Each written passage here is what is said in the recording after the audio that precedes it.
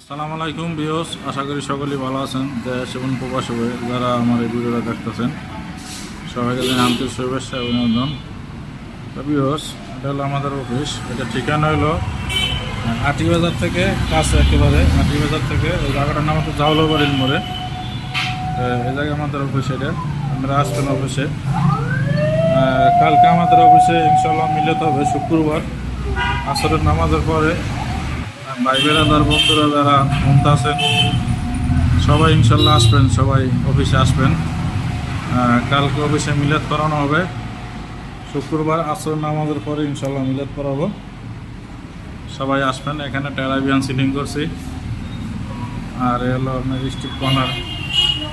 এখানে corner steep আছে, দেখেন এই জায়গাটা 56 ফুল আছে, 32, 27।